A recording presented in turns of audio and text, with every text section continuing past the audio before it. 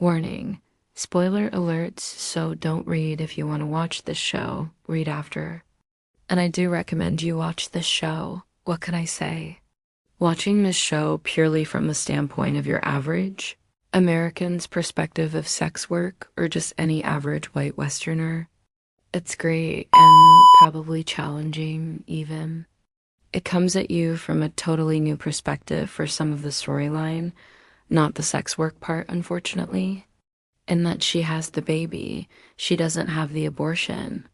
The baby daddy is her English professor, who wants nothing to do with the baby because he is married, etc.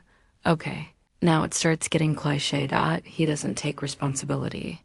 Blah blah, but then suddenly, this is where this show comes from left field again, and that Margot doesn't care that much that he is behaving like this. She's not in love with him, and if anything, she may secretly have wanted him out of the picture in her modern-day fantasies. Nevertheless, after having the baby, Margot obviously has to make more money now. So to sex work she turns, in the form of tit pictures and erotic fiction on OnlyFans. This part starts to become not as original, but it's modern and touches on what it can be like to be any kind of content creator as a female. Different experience to men, I assume. Not so original, but watching it visually is very entertaining. I don't know if it's Elle fanning charm, or the director or writer, or all three, but it works for the most part. I also love that when the show gets real, it gets really real, and I really like that. Some might think she doesn't have to turn to sex work. Many women have done it without. Really? How many? That you know of?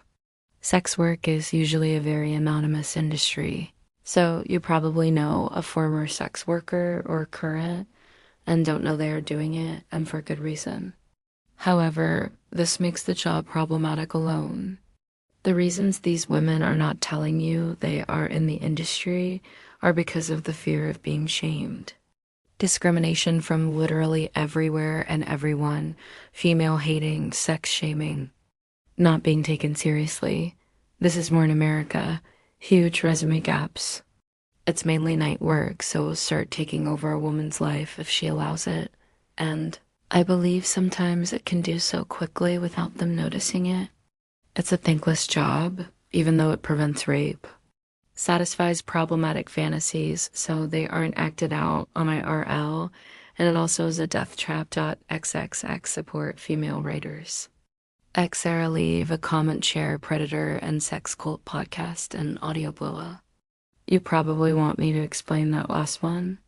It's a death trap. Well, did you read all the other reasons before it? They contribute. The sex industry is still largely run by men who don't give a fuck about the women within it. Around 80% of sex workers are women. And from what I've observed, there is an element to the industry that can eat away at a woman's true nature.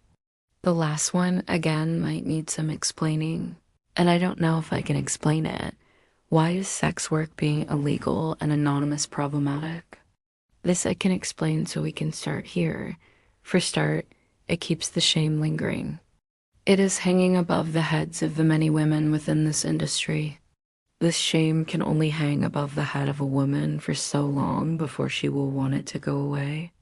But alas, it will never go away. So obviously, that coping mechanisms may be turned to in order to deal with this problem. Or deny it. But why should a woman be shamed for selling sex? When there are 1 million people doing it dishonestly out in the open all over the West without being shamed. If you marry for money, you are a sex worker.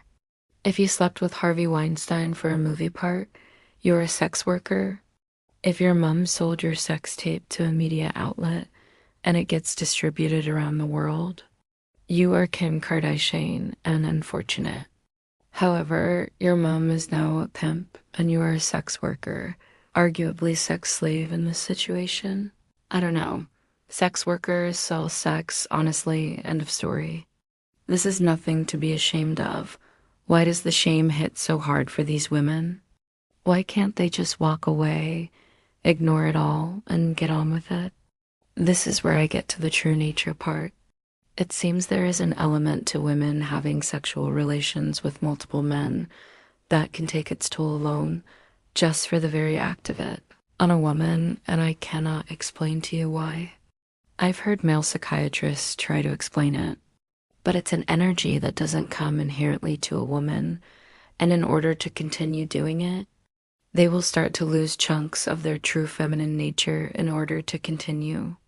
This is detrimental because it can kill a woman, mainly by the way of suicide or drug addiction.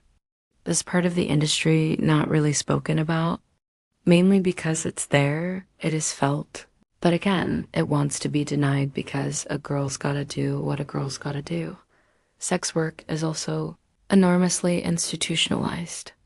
Once you're in it, it is very hard to get out, and this is a problem, obviously. I'm wanting to solve this problem, even in just a little way, to support the 80% of women that feel trapped in the job. There are many factors that contribute to the institutionalization of it that don't seem to be going away anytime soon, aka capitalism, consumerism, an institution all of its own. Women not being taught how to have a healthy relationship with money, and the pimp side of even the modern sex industry is largely at fault here. Who are the pimps of the modern day sex industry? The websites that promote them, OnlyFans. Numerous escort websites that have monopoly Lakanto, brothels and escort agencies, etc. The websites are way worse than the pimps of the 1940s, in my opinion. They are the reason incels have come into existence, and I'll explain why I think this. They are the reason the gender war continues and female hate is not over yet. The sex industry sets the stage for how society as a whole gets along. It is an extremely influential industry, even if not recognized as so. How women and men interact within the sex industry echoes out into society, and this is then how women and men largely interact within the greater society. It's not looking good at the moment, with women almost being punished online by men, with manipulation, lies being used, long-distance rape, extorted, blackmailed, stolen from, ghosted, and gaslighted. The online dating scene seems rife with this behavior towards women, which isn't nothing. This is hurting women a real way, and the men can't seem to control themselves in doing it. They start with one woman, when finished with her, start again on the next, and so on. Why? These escort websites are largely responsible for causing this distrust between men and women, setting us all up to fail. They steal from clients. Clients naturally blame it on the workers, and resentment starts. The websites flood their pages with fake profiles, so then men start to think all the profiles are fake, and women in the industry are constantly having to prove themselves to these men. This then drags down the prices women want to charge for their services, which then brings down the quality of client being booked. This can lead to danger in many ways, not just the client being more dangerous, but women starting to offer services they wouldn't if they weren't desperate, like unprotected sex, etc. This then makes the industry a man versus women situation, where the women are being victimized by the pimp websites and the men feel victimized by the women, and then start to punish the women for this. Even though the women aren't to blame, a shit show. You would think if I was writing a piece on the problems a sex worker faces, I'd say the dangers of going to strangers' houses, or I'd talk way more about drugs or sexual health. But to be honest, all those issues are way down the line, if not non-existent to a sex worker. The problems I have discussed so far are way bigger and connect greater society to the job and make it a big old mess. An unnecessary mess. May I remind you, only a few things need to change in order for this industry to stop being a death trap for women and become a casual job, done only for the time it's needed to be done, and easily exited if and when a woman wants to do so. Financial education, the websites that have monopoly becoming a lot more regulated in their practices, and maybe just a little care for the women within the industry, because as we stand today, there is zero This has been the case since the dawn of time. Maybe, just maybe, a little care for the women within the industry would turn things around. Kindness is a powerful tool and strengthens all things. Kindness doesn't hardly exist within the adult industry. I'm not talking about pity or rescue fantasies. I'm talking about basic human decency, treating sex workers as real people who deserve protection, not your uneducated judgment.